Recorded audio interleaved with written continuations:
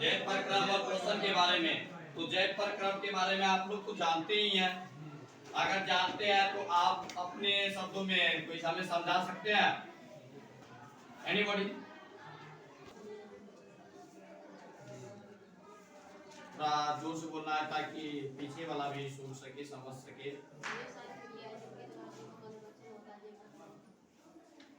चलिए ठीक है, ये तो आपका परिभाषा हो गया। मतलब अपने शब्दों में किस रूप से समझाना चाहेगा?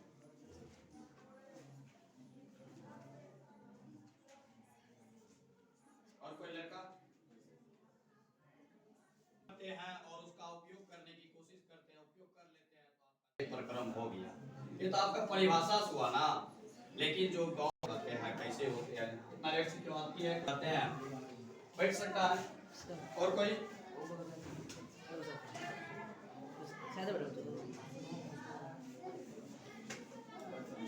अच्छा, जीव का विकास कैसे होता है? मतलब जीवन का विकास जो जीव में होते हैं कैसे होते हैं? उसमें से जा कोई ने पटकाइया बोलते हैं, पटकाने के लिए तो बोल ना, जीव का विकास कैसे होते हैं? विटामिन, खनिज लवण, ये सभी क्या है? पोषक तत्व है ना। हम पोषण तो नहीं ना बोले हैं, हम पोषक तत्व बोले हैं ना। दिमाग कहाँ रहते हैं? दिमाग को स्थिर बना करके रखिए और बहुत धैर्य पूर्वक आंसर करिए। तुरंत आंसर नहीं करना। पोषण बोले तब बोलना है, दो प्रकार के पोषक तत्व बोले तो पांचों का नाम बोल देना तुरंत। तो आपका इसमें कार्बोहाइड्रेट जानवे करते हैं कहाँ से आते हैं? अनाज बोले तो खेती बाड़ी में जुड़ जाते हैं, तो उसमें तो ढेर उग जाते हैं ना। अनाज बोल दो, अच्छा है। उसके बाद ये प्रोटीन,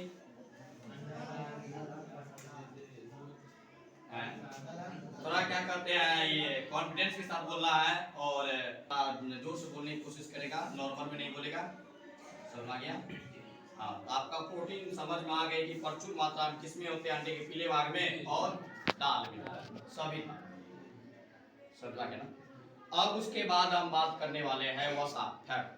किसमें रहता है? तेलहन पदार्थ। जब कोई व्यक्ति तेलहन पदार्थ मतलब उपयोग खाते हैं, मतलब ज्यादा तेल वाला उपयोग करते हैं। अब उसके बाद है खनिज लवण। खनिज लवण कहाँ से आते हैं? वाली पदार्थ है, मिट्टी के अंदर में जितने भी उग जाते हैं वो आप खनिज लवण है ना। ये विटामिन देगा, विटामिन जितने भी फ्रूट्स हैं, जितने भी मतलब ये विटामिन देगा। विटामिन ए टू जेड होते हैं, ए से लेकर के जेड भी देगा। जैसे विटामिन ए की कमी से रतौंधी होता है, विटामिन सी स्कर्वी हो जाएगा, विटामिन बी बेरी हो जाएगा इत्यादि। ये सभी आपका विटामिन ए रहेगा। सभी विटामिन किसमें होता है? एग्जैक्टली। इस बात को 100% की बात बोली है। पोषण तो समझ में आ गया। खान पान से हमारे शरीर का विकास, जो उलेशन की क्रियाएं होते हैं, उलेशन की क्रिया के साथ साथ हमारे शरीर को क्षतिपूर्ति को, टूटे फूटे को मरम्मत करते हैं, पोषण। अब उसके बाद है श्वसन। अब हमें खान पान के माध्यम से तो मतलब शरीर का विकास है, इसके लिए सांस लेना भी चाहिए ना, श्वसन के लिए। तो सांस लेने में क्या करते हैं, क्या छोड़ते हैं? हाँ, ऑक्सीजन लेते। तो बहुत हमारा बेसिक से ही मजबूत है और बेसिक वाले से ही पढ़ते आ रहे हैं। खाने का मतलब है 4 क्लास से पढ़ते आ रहे हैं कि कार्बन डाइऑक्साइड लेते हैं और ऑक्सीजन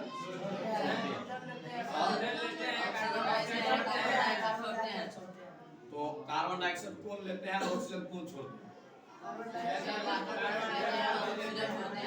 कौन लेते हैं? कैसे न बोलना है, वो भी तो लेता है ना जी।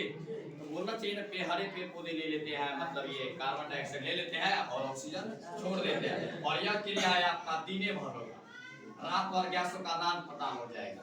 इसमें भी कंडीशन लगल है, आपका दिने भर जाएगा ना जी। अब उसके बाद यहाँ पर भी बात प्रश्न खड़ी हो जाती है कि इसे मनुष्य जाति यानी कि जंतु ऑक्सीजन क्यों लेते हैं और कार्बन डाइऑक्साइड क्यों छोड़ते हैं? हरे पेड़ पौधे कार्बन डाइऑक्साइड क्यों लेते हैं और ऑक्सीजन क्यों छोड़ते हैं? यहाँ भी तो मतलब दोनों में तुलनात्मक है क्या ना। रात्रि में लेकिन एक समान रहेगा, गैसों का आदान प्रदान मतलब गैस जो रहेगा, जो मात्रा में जितना चौहद्दी में जो रहेगा उस एरिया में, जैसे मान लो रात में कोई जाएगा तो जानवे करके हम समझा चुके हैं, पिछली क्लास में हमसे डिस्कस किए है ना। तो आम बात हो गया श्वसन वाला, मतलब जीव को जीवित रहने के लिए सांस लेना बहुत जरूरी होती है। और सांस आपका दो प्रकार से रहेगा, उच्छ्वास और प्रश्वास, सब कुछ हम बतला चुके हैं। इसमें हम ज़्यादा समय नहीं लेते हुए हम आगे की ओर बढ़ते हैं, समझ में आ गया। और एक कोशिकीय बहु कोशिकीय उसके बाद आएगा, आ गया ना। एक कोशिकीय बहु कोशिकीय के बारे में हम जरा आनंद से पूछना चाहेंगे तो बतला सकता है मेरे ख्याल से। बोलो। एक कोशिकीय और बहु कोशिकीय, थोड़ा मतलब बोलना है आवाज में। वैसे शरीर एक कोशिका से बना, एक कोशिका बहुत सिंपल सी है। हाँ।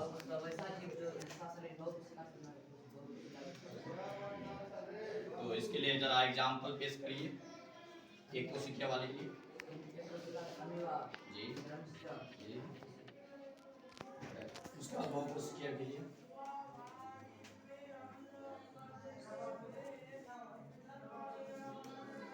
Any girls?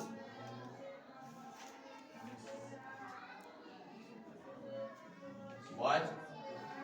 बहु कोशिकीय बैठ जाओ, SW कर लेना। पिछली क्लास में बहुत डिस्कस किया है इस पे, एक कोशिकीय बहु कोशिकीय पे किया है ना। तो पर भी क्या कहते हैं, मास्टर क्लासेज में आप लोग फेल हो जाते हैं, मॉक टेस्ट में फेल हो जाते हैं, ये सब गलत बात है। अगर आपको क्लास दे दिए गए हैं तो उसमें तैयारी करना चाहिए ना, होमवर्क करना चाहिए ना। ना दिए हो तब अलग बात है, हम तो दे दिए हैं, एक क्लास नहीं दिए, 1.5 क्लास दिए है, और आज की क्लास मास्टर क्लासेज में आप लोग फेल हो चुके हैं।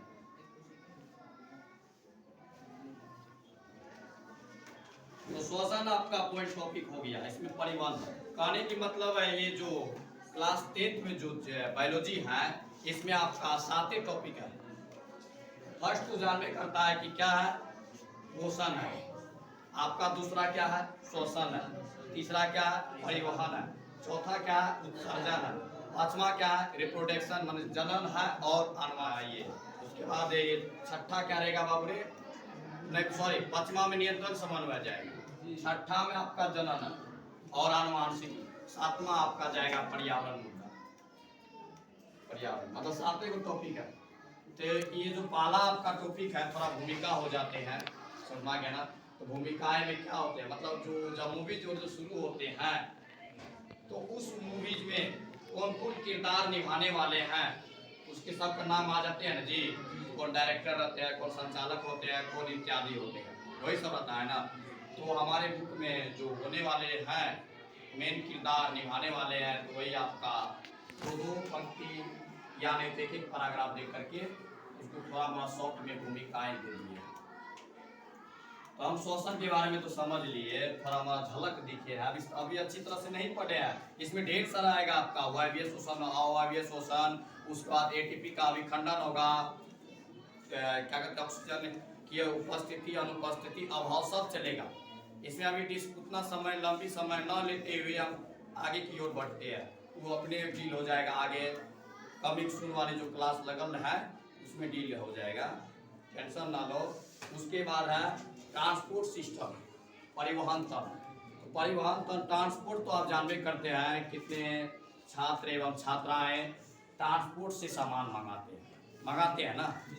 परिवहन मतलब एक स्थान से दूसरे स्थान ले जाएगा ना, तो यही आपका परिवहन। तो हम ये सामान वाले नहीं देखना है, हमारे जीव विज्ञान है, बोले बायोलॉजी है, तो बायोलॉजी वाले लेंगे आपका इसमें जीव पे काम करेगा परिवहन। तो परिवहन के लिए क्या चाहिए, कम से कम रास्ता चाहिए। रास्ता हमारे शरीर में कौन सा रास्ता है, नस है ना, जिसको तंत्रिका तंत्र के नाम से जानते हैं, जो सभी जीवित जीवों में बोले तो ये जटिल बहुकोशिकीय में खास करके जाल की तरफ फैली होती है ना। उसके बाद उसमें भी 3 प्रकार की होती है, वो जो नस होती है 3 प्रकार की, हम बतलाए होंगे पिछले क्लास में क्या होते हैं। क्या नाम है बबलू कुमार, अरे हो जाओ। वो जो 3 प्रकार की जो नस होती है उनकी क्या नाम है जरा हमें बतलाओ, ताकि हम छड़ी उठाने को मत ना, हमारे आंसर चाहिए। ये बहुत क्या कहते हैं, अच्छा प्रश्न है और बहुत इजी भी है। सफिक्सल इजी, बहुत से धुलाई नहीं करना है। हाँ, उनकी क्या नाम है जरा हमें बतलाओ, ताकि हम छड़ी उठाने को मत ना, हमारे आंसर चाहिए। ये बहुत क्या कहते हैं, अच्छा प्रश्न है और बहुत इजी भी है। सफिक्सल इजी, बहुत से धुलाई नहीं करना है। हाँ, इधर से भी लेना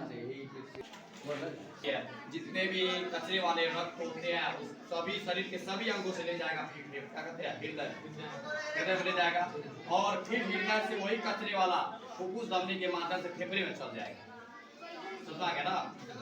और फेफड़े में श्वसन की क्रिया के माध्यम से शुद्ध बन करके फिर फुफ्फुस शिरा शरीर के सभी भागों में उनके माध्यम से शुद्ध रक्त चल जाएगा।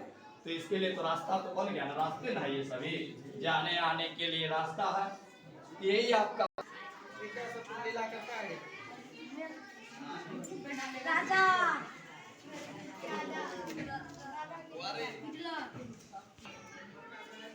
परिवार में क्या किरदार निभाने वाले थे, मेन विलन की काम, मेन हीरो के काम। हाँ, तो क्या कहते हैं, मेन हीरो के काम को किया हृदय, और तो रास्ता था ना, पथ बना हुआ था, पथ था वो शिरा धमनी आपका पथ है, रास्ता। ये आपका परिवहन में जाएगा, परिवहन भी हो गया। उसके बाद आते हैं उत्सर्जन, समझा गया। अब जो पदार्थ हम लोग खान पान खाते हैं उसको पचाने वाला भी काम चाहिए ना, काम क्रिया होते हैं ना, उपापचयन और अपचयन, समझा गया। उपापचयन अपचयन की क्रियाएं जो होते हैं, जो पाचन की क्रियाएं होती है उसमें चल जाएगा, समझा गया। और छानने की प्रक्रिया वाला कौन करते हैं जी, छानने में कौन की क्रिया करते हैं, तो जो भी बोलना है खड़े बोलना है। अब वृक्क का दूसरा नाम अंग्रेजी में बोल दो किडनी, उसके बाद ये हिंदी में शुद्ध नाम गुर्दा ना, उसके बाद क्या कहते हैं ये इसका आकार सेम के बीच का आकार होता है ना। तो आप समझ जाए, बैठ जाइए। किडनी में आपका ढेर सारे नेफ्रॉन होती है, कहने की मतलब है ये नेफ्रॉन किडनी का संरचनात्मक एवं क्रियात्मक इकाई नाम से जानते हैं और उसको कहते भी हैं, क्योंकि नेफ्रॉन एक नहीं होते हैं, कई नेफ्रॉन होते हैं। और वो नेफ्रॉन आपका वृक्क नलिका चाहे पेश आ चुके हैं तो चाय को भी पी लेते हैं। क्या है जी, वृक्क नलिकाएं हैं, वृक्क में एक ढेर सारी नलिकाएं हैं। वृक्क देखे हैं, देखिए हैं, देखिए वृक्क कहाँ होते हैं, उधर गुहा के अंदर, और वो रीढ़ की दोनों साइड लगी होती है। खस्सी कटते हुए देखे हैं, तो देखे हैं तो उसमें दो मतलब वो जो थोड़ा गोला आकार के नहीं, सेम के बीच का आकार के देखे हैं, जो कि कमर के वो आपका वही किडनी है। उसको अगर छिड़िएगा ना तो ढेर सारे धागेनुमा संरचना दिखाई देगी, वही आपका नेफ्रॉन है, समझ गया। हाँ, उसके बाद पिरामिडिक का कार्य भी हो जाते हैं। इसको छोड़ते हुए ज्यादा समय ना लेते हुए हम चल जाते हैं पोषण वाला में देखते हैं, तब तक उत्सर्जन पे अच्छी तरह समझाएंगे। उसके बाद जनन भी आते हैं, जनन भी देख रहे हैं। जीव क्या करते हैं, आगे की जनरेशन कायम करने के लिए जनन की क्रिया करते हैं, मतलब पीढ़ी उसका नष्ट न हो, समझ गया ना। जैसे सब परिवार में सबको समझ आते हैं कि हमारा पीढ़ी, हमारा वंशज आगे चले, इसीलिए शादी ब्याह में बेटी को बांस की दौरा कोनिया दिए जाते हैं ना, कि हमारे बेटी का वंशज चले। बांस का कुछ कुछ देता है, देखा देखिए देते हैं, इसीलिए ताकि उसका वंशज चल सके। हाँ भैया, उसमें लेते हैं, उसका पोषण में चल जाते हैं। पोषण के बारे में कोई हमें मतलब पप्पू कुमार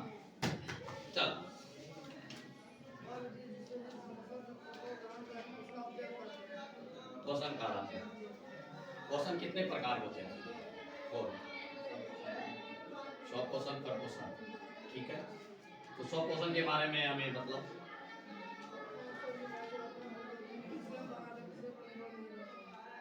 हाँ एग्जाम्पल तू बतलाओ तो परपोषण के बारे में।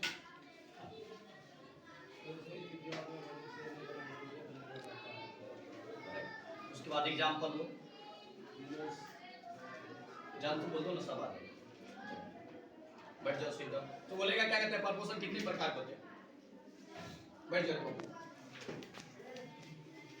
अब हाँ परपोषण तीन प्रकार के बोल, थोड़ा जोर से बोलना है। हाँ मृतजीवी परपोषण एक हुआ। चलो रे लड़का बोलो खड़े होके। हाँ बोल। हाँ परपोषण ना, हाँ परपोषण बोले, परपोषण का टाइप है ना, काइंड ऑफ थ्री परपोषण बना दो चल जाएगा। तीन प्रकार होते परपोषण। मृतजीवी परपोषण एक हुआ। हाँ हाँ हाँ ठीक है। तो मृतजीवी परपोषण के बारे में समझो बढ़िया से। हाँ फिर नीचे सामने क्यों देखो, चलो सावा परवीन खड़ी हो जाओ, खड़ी हो जाओ। चल बोलो मृतजीवी परपोषण के बारे में। मेरे ओर देखना है, नीचे की ओर नहीं देखना। हाँ बोल। लिखा है सबके बारे में, लिखा है सबके बारे में समझा है। शायद उस क्लास में तू अपसेट होगी था, अपसेट है। चलो पूजा कुमारी चलो मृतजीवी परपोषण, अदर पदर नहीं करना है।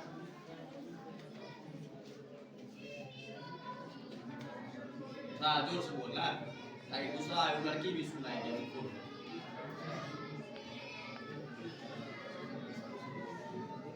बैठ जाइए। देखिए आप लोग एचडब्ल्यू नहीं करते हैं, हमें अच्छा नहीं लग रहा है। बढ़िया से हड्डी तोड़ देंगे देख लो, शायद ये क्रिकेट का विकेट है अरे टूट जाएगा। जितना ये पीठ का हड्डी जो रीढ़ का है सब टूट जाएगा। अब हमारे माननीय शिक्षा मंत्री महोदय खड़े हो जाओ, चलो बतलाओ। चल उसका बुरोधर चलो सुना। मृतजीवी परपोषण बैठ जाओ, सिट अप।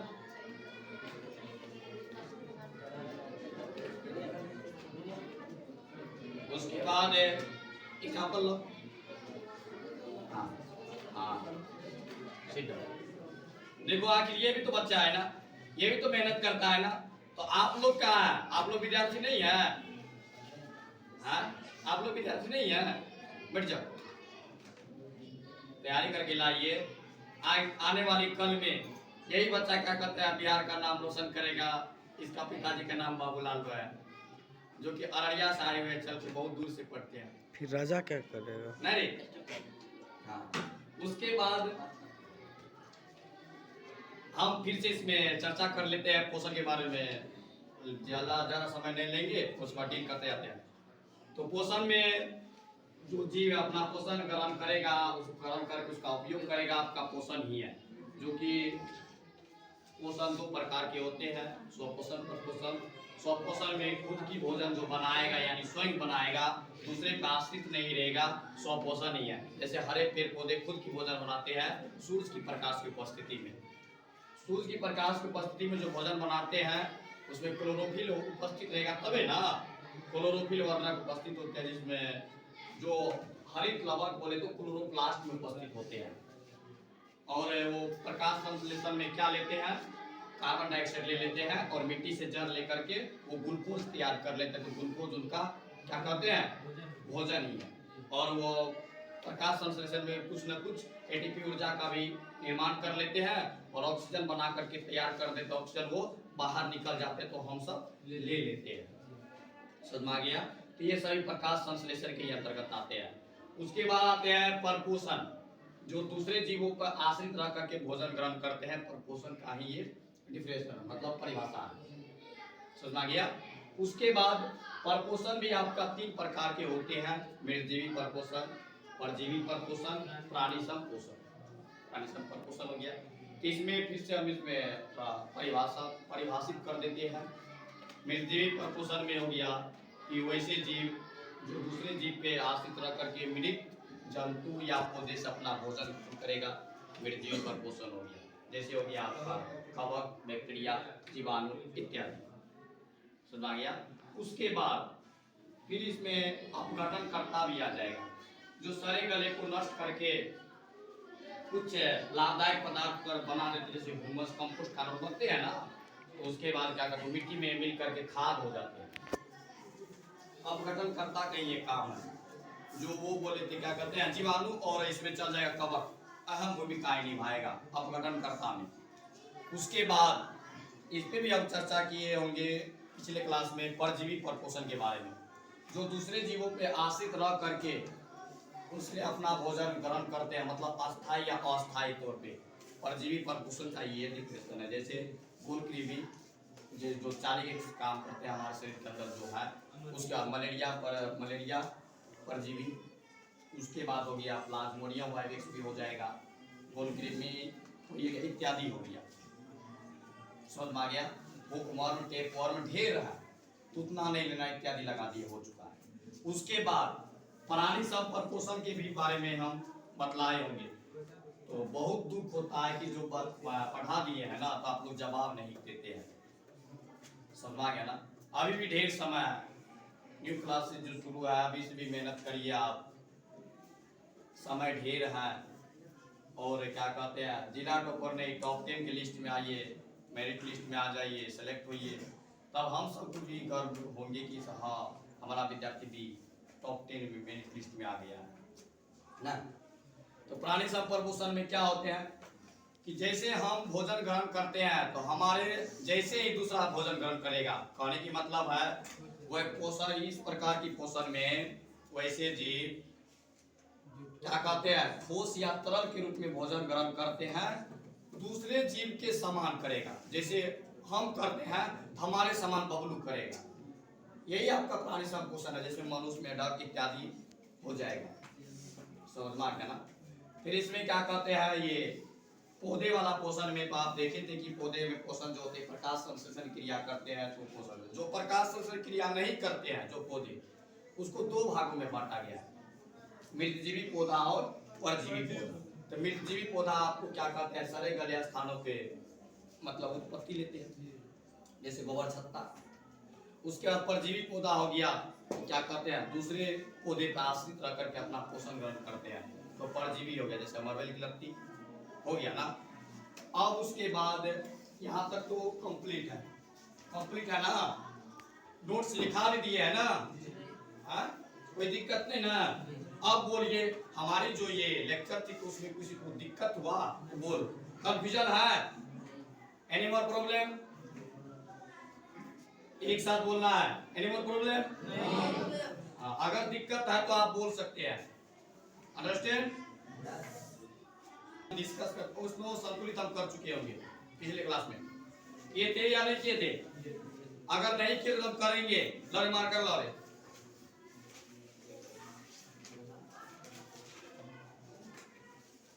जैसे आपका पेड़ पौधे जल से ले लेते हैं, क्या जल से जल का अनुसूत्र क्या होता है बाबू? H2O। उसके बाद और हम लोग जो कार्बन डाइऑक्साइड छोड़ते हैं वो पेड़ पौधे ले लेते हैं, कब? दिन में लेगा, आपका वो चल जाएगा CO2 में, कार्बन डाइऑक्साइड यही है ना। उसके बाद तो इसमें जो बनेगा समीकरण में 2 कंडीशन होते हैं, आप लोग पढ़े होंगे, आकाश सर पढ़ाए होंगे आपको। तो क्या उसमें कंडीशन है, क्या कहते हैं इस साइड को क्या कहते हैं, इस साइड को क्या कहते हैं? इस सब अभिकारक इस सब प्रतिफल। हां चलिए, तो ये किसकी उपस्थिति में? सूर्य प्रकाश की उपस्थिति ना। उसके बाद और साथ बात नहीं करना है, उसके बाद क्लोरोफिल भी लिख सकते हैं, दोनों में कुछ भी लिख सकते हैं, नीचे में क्लोरोफिल भी लिख लिए तो आपका समीकरण बेहतर रहेगा। क्लो क्लोरोफिल हो गया। क्लोरोफिल आपका क्लोरोप्लास्ट बोले तो हरित लवक में बनते हैं, वो यहाँ उपस्थित होते हैं। उसके बाद ये ग्लूकोज बना लेगा C6H12O6 प्लस O2 ये ऊपर की तरफ। उसके बाद इसको अगर संतुलित करने की हम कोशिश करेंगे, यहाँ पे अगर 6 लगा देते हैं, 6 दूना 12 हाइड्रोजन की मैनेज कर गया।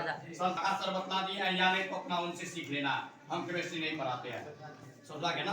और इसमें हमारी संतुलित इसमें 2 को समीकरण दी थी बायोलॉजी में, तो हम एक प्रकाश संरचना संतुलित कर चुके हैं। उसके बाद श्वसन वाला भी संतुलित किए हैं कि नहीं, हमें भी नहीं मालूम है, लेकिन श्वसन चैप्टर में हम करेंगे जरूर फिर से, समझा के उसमें फिर से पढ़ना है श्वसन वाला में। इसमें आपका देखिए 6 कार्बन है इसमें, उसके बाद ऑक्सीजन 6 लगा देते हैं, तो 6 6 18 12 इसमें लगाना पड़ेगा।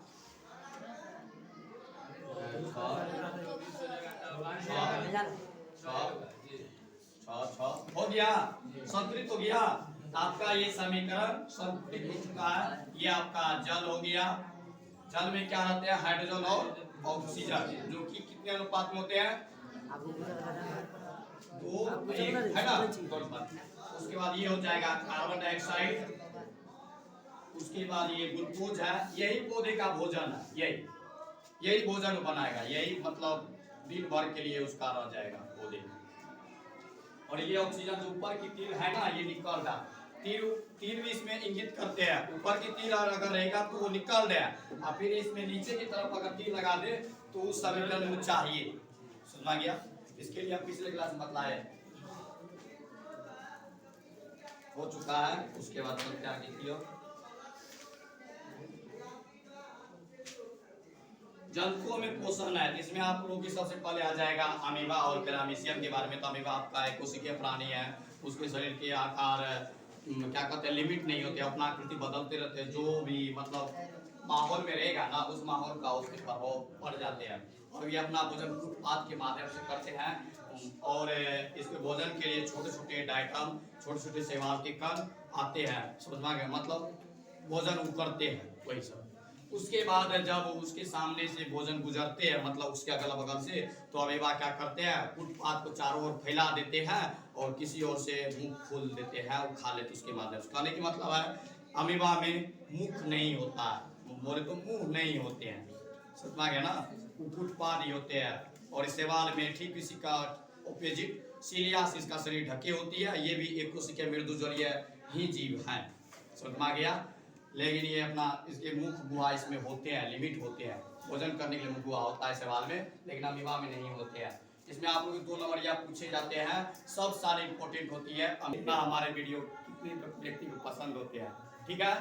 तब तक के लिए जय हिंद, नेक्स्ट वीडियो में मिलते हैं।